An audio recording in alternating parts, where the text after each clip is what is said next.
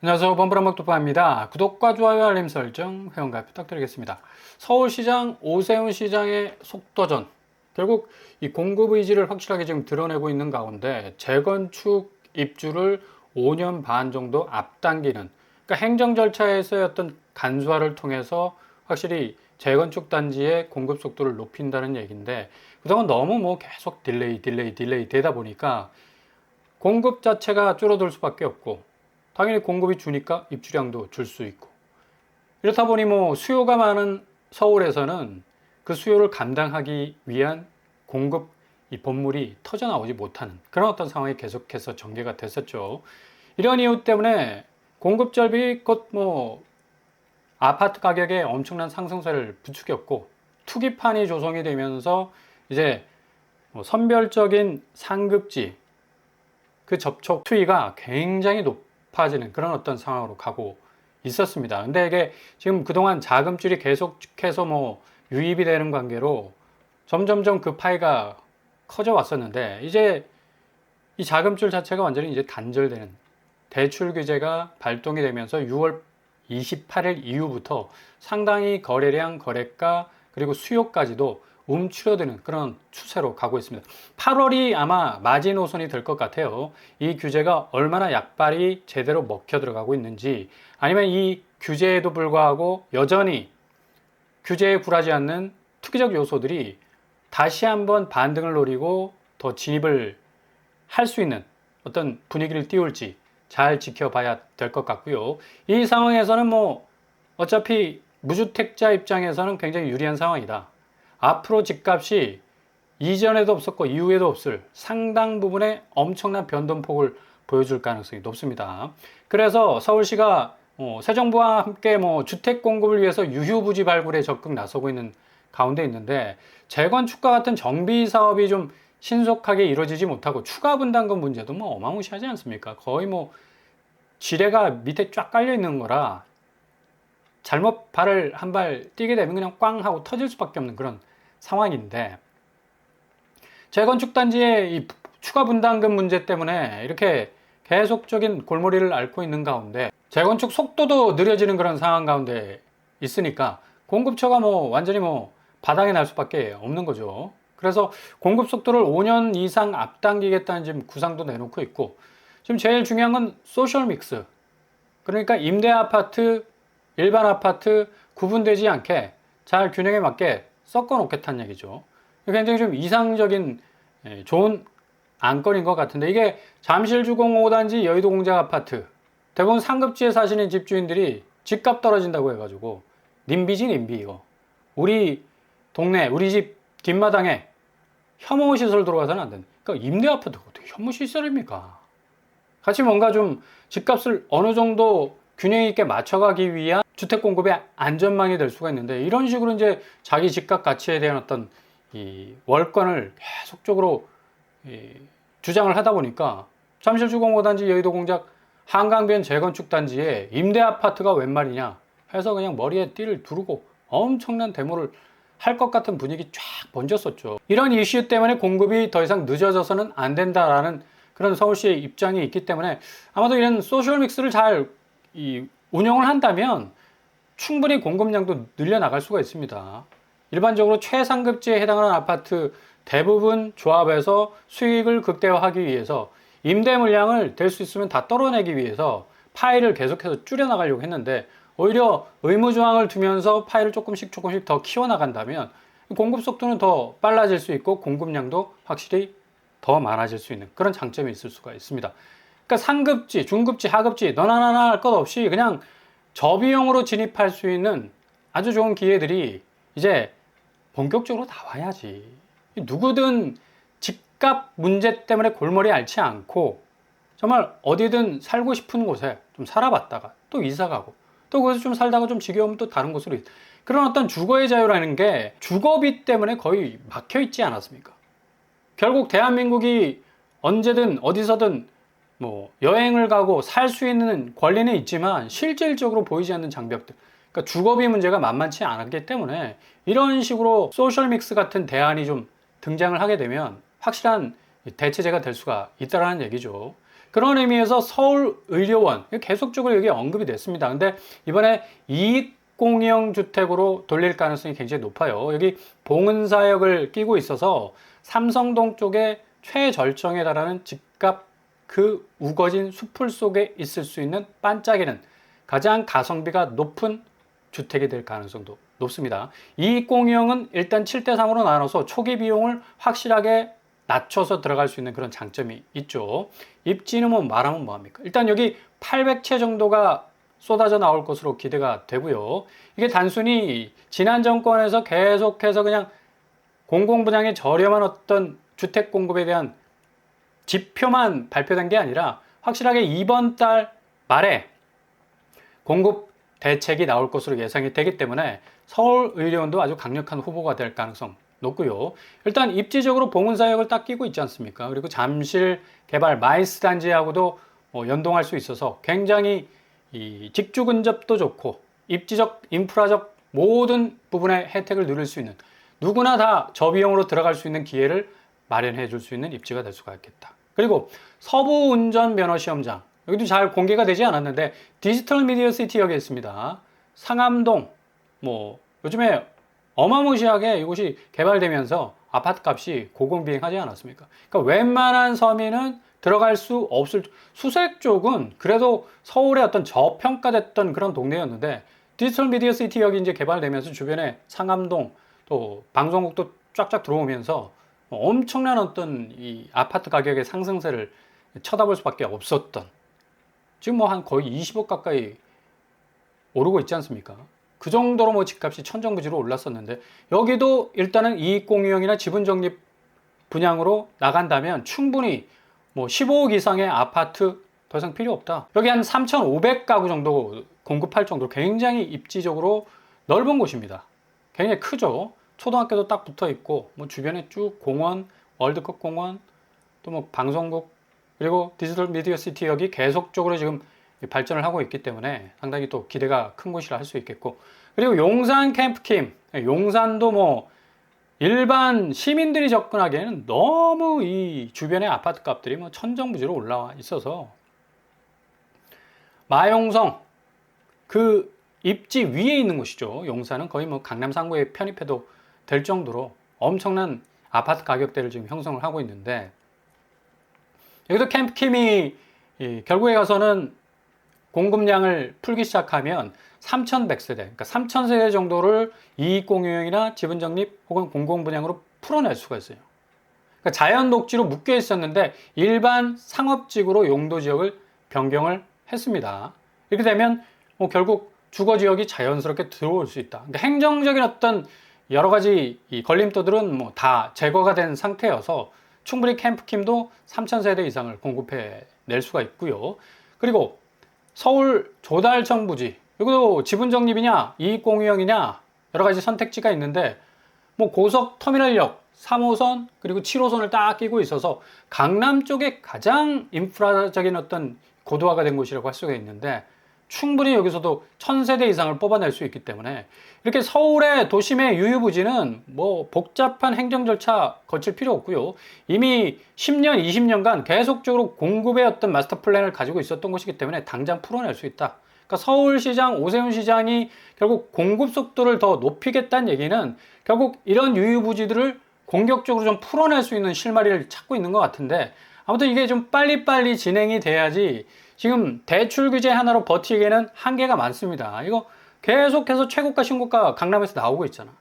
그러니까 절대적으로 매수 심리에 대해서 좀 안심할 수 있는 저가에 좀 들어갈 수 있는 기회가 열릴 수 있겠구나라는 그런 어떤 마스터 플랜을 딱 내놔야지 뭔가 집값이 좀 안정화될 수 있는 그런 기조로 흘러갈 수가 있겠고요. 여긴 조금 공급량이 적어요. 200세대. 워낙에 뭐 강남 땅이 노른자 땅이기 때문에 그만큼 또 뭐 여기 공급량을 풀게 되면 엄청난 또 경쟁률 기록할 것 같습니다.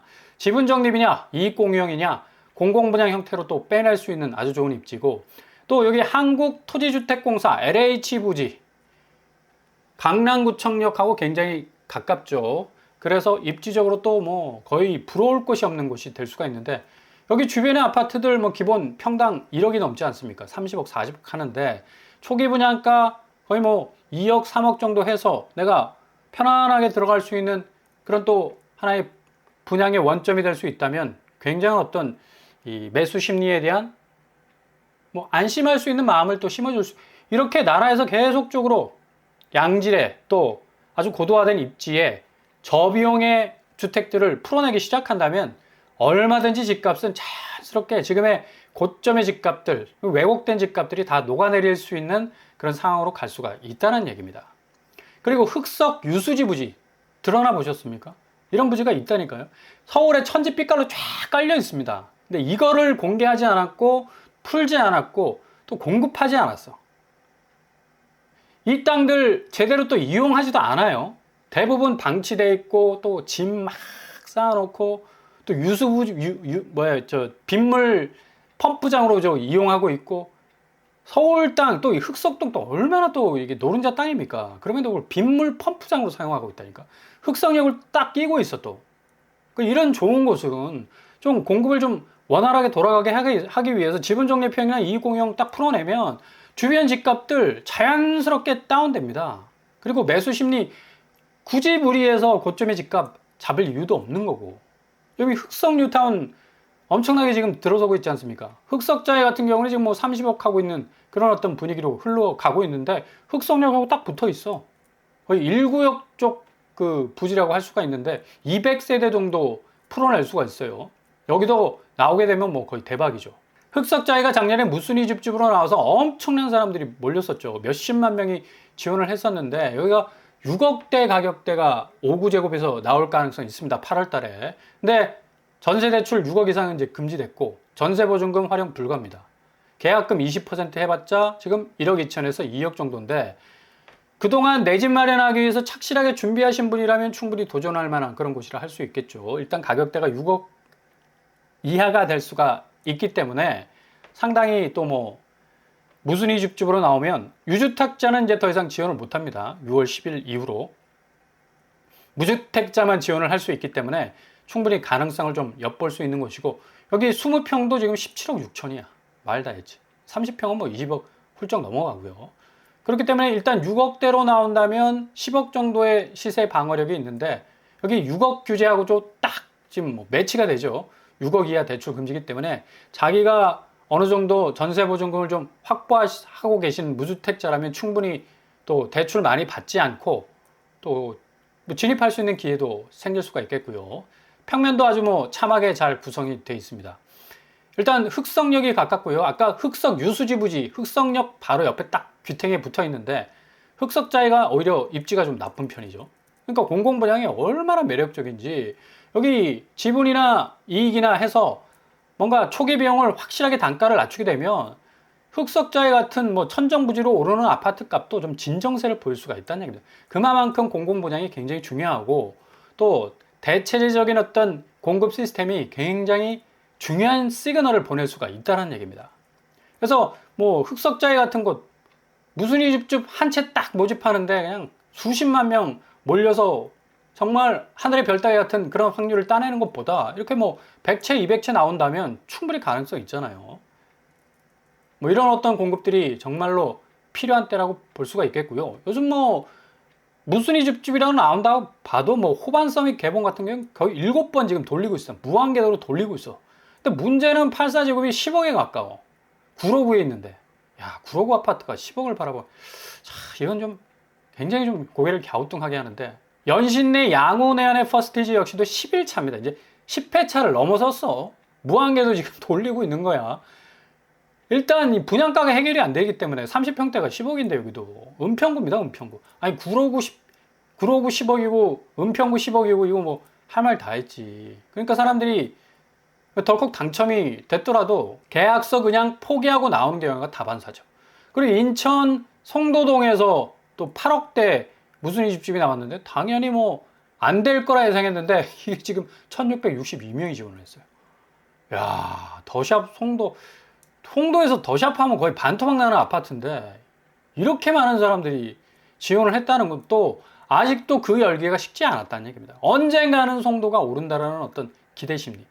이거 잘못하면 뒤통수 크게 맞을 수 있습니다. 그러니까 요즘에 이런 어떤 초기 분양가를 꺾어내지 않고 그냥 쭉 밀고 가는 그럼 무슨 일은 좀 조심을 하셔야 되겠고요. 일단 아파트 매매 가격 지수 KB 지수도 변동률 추이가 굉장히 많이 아래로 꺾여 나가는 걸 볼 수가 있지 않습니까? 수도권 0.07, 전국 0.02, 5개 광역시 마이너스로 지금 돌아섰고, 매매 가격 변동률이 1주 전보다 0.02% 오르면서 9주 연속 상승을 했지만 그 상승폭은 계속해서 꺾여가고 있다. 결국에 0.00이라는 기준선은 분명히 넘을 가능성이 높습니다. 마이너스로 확 돌아설 가능성이 높기 때문에 그 추이를 좀 잘 지켜보셔야 되겠고, 서울 아파트 거래량은 뭐 7,510건에서 6월달, 7월달 1,636건 훅 하고 떨어지고 있죠. 그만큼 앞으로의 매매 가격 지수 변동률 굉장한 어떤 다이렉트 임팩트를 줄 가능성이 높다라는 얘기입니다. 지금 이 작은 부분에 있어서 부동산 시장 굉장히 렉이 딱 걸려 있기 때문에 지금 이자만 20% 물고 있는 카드론만 해도 지금 어마무시하죠. 이 집 사기 위해서 카드론까지 동원한 사람 수두룩 빽빽합니다. 그냥 주담대만 받은 게 아니야. 그러니까 온 세상 자금 줄기 다 땡겨가지고 연끌을 한 사람들이 많기 때문에 이자만 20% 이거 어떻게 감당을 해? 그죠? 카드론 잔액이 뭐 물론 이번 달 들어서 조금 줄어들었다 했지만 지난 2월 42조 거의 43조에 달하는 엄청난 금액 그냥 넘어섰어요. 그냥 일반 생활 급전으로 썼을까? 그렇지 않다는 얘기. 전부 다 대부분 거의 한 50% 이상 60, 70%까지 될 겁니다. 집 사기 위해서 카드론까지 동원했다니까. 이자가 20%인데 이거 어떻게 감당해? 집값은 아마 20% 마이너스로 떨어질 가능성이 높습니다. 결국에 경매시장 왕창 경매로 등장할 가능성이 높고, 구축시장은 이자를 감당하지 못한 모든 연끌집들이 투매로 집을 던지는, 가격을 던져버리는 그런 상황으로 엄청난 변곡점을 맞이할 가능성이 높다는 얘기죠. 지금 시중은행도 지금 상단폭, 하단폭 너나 나나 할 것 없이 계속 오르고 있잖아. 국민신한 하나 우리 농협 4% 끝단에서 5% 초반까지 지금 움직이고 있습니다. 그러니까 당연히 연끌족 뭐 이자 부담은 매일매일 자고 일어나면 엄청난 압박감으로 다가올 수밖에 없겠고, 지금 이렇게 주담대 금리가 오르면서 자산시장의 가치가 이렇게 쏙 하고 내려가게 되면 결국에 가서 자본시장이 반대적으로 그 자금의 흐름을 받을 수밖에 없겠다. 오늘 코스피 지수가 3,196을 찍었습니다. 외국인이 1,345억 정도 사들이고 있죠. 순매수로 돌아서서 계속적으로 한국 시장에 랜딩 기어 내리고 착륙하고 있다는 얘기입니다. 코스피가 이렇게 강보합으로 지금 가고 있는 상황인데, 지금 환율까지도 1,376원으로 좀 내려섰다가 다시 올라가는 그런 어떤 상황을 보여주고 있죠. 앞으로 자본시장 자체가 부동산 시장에서 빠져나오는 자금들을 그대로 떠안고 강보합의 어떤 버팀목을 딱 가지면서 3,500선, 4,000선까지 그 수위를 치고 나갈 수 있는 가능성이 굉장히 높습니다. 아무튼 자본시장 자체의 어떤 파이는 더 커지게 될 거고, 지금 환율 자체가 계속해서 변동률이 크기 때문에 주택시장에 지대한 영향을 끼칠 가능성이 높아요. 그만큼 이제 통화 가치는 내려가고 자산 가치가 올라가야 되는데 이게 안 돼, 안 통해. 통화 가치 자체가, 원화 가치는 뭐 계속해서 떨어질 가능성은 높겠지만 앞으로 자산 가치가 오를 가능성은 거의 없다. 왜냐? 대변수가 너무 많아. 한국은 또 예외적으로 그 모든 자산 가치, 아파트 가치가 부채 위에 서 있기 때문에 그 부채를 감당하기 위한 힘은 뭐다? 금리입니다, 금리. 이자만 20%인데 이거 어떻게 감당해? 결국에 가서는 부채로 쌓아놓은 자산의 가치는 결국 금융시장의 변동성에 의해서 크게 출렁거릴 가능성이 어느 때보다도 높다는 얘기죠. 이게 지금 미국이 고스란히 보여주고 있는 거고, 미국 부동산 시장도 지금 심상치 않습니다. 반면에 주식시장은 뭐 잘 나가고 있죠. 결국 관세의 영향에 의해서 엄청난 위축감을 갖게 될 거라는 예상 다 깨버리고, 트럼프도 무조건 지금 동거래하고 있지 않습니까? 지금 관세 협상하면서 동거래하고 있다고. 다른 나라도 일본처럼 760조 내라 이거야. 그러면 우리가 관세 낮춰줄 수 있다. 야, 이건 무슨 레드 리뎀션 갱스터 영화 보는 것 같기도 하고, 그만큼 엄청난 지금 압박을 가하고 있는데 결국 돈 놓고 돈 먹기라는 그런 얘기인데, 앞으로 자본시장의 급변 엄청난 영향을 줄 가능성 높고, 지금 자산시장에 목매고 있는 아파트 시장, 어쨌거나 저쨌거나 가격 지지대 붙잡고 버티려고 하는데 결국 그거 부러지고 말 겁니다. 2015년 이전보다 더 그 가격대가 내려갈 가능성이 높기 때문에 좀 잘 지켜보시면서 기회를 잡아 나가실 수 있기를 바랍니다.